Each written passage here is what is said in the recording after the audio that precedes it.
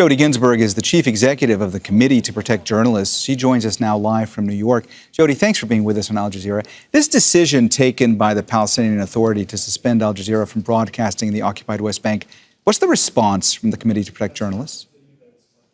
Well, we condemn this decision.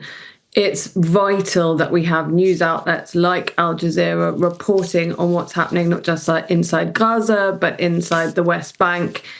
And it's frankly no surprise, I think, that we see this action from the Palestinian Authority. They'd already condemned Al Jazeera for its coverage of the raids in Jenin, but we believe that this decision should be reversed immediately.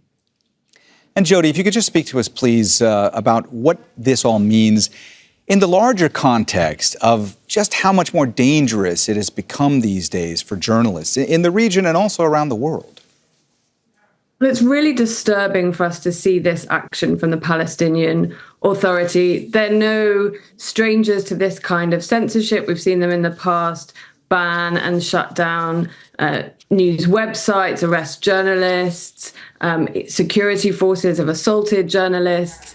In this moment, it's really vital that we have reporters able to report freely, and they have not been able to do that in this war, and in particular in Gaza.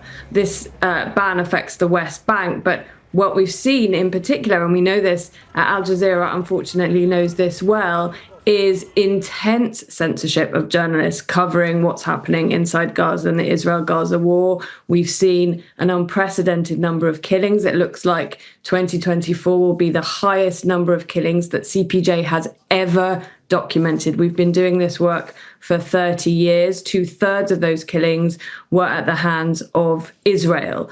And that's the tip of the iceberg in terms of the kinds of censorship that journalists are facing at the moment covering this war. So we've seen journalists arrested, we've seen journalists assaulted, and of course, many of those journalists are facing exactly the same kinds of deprivations that everyone else is inside Gaza.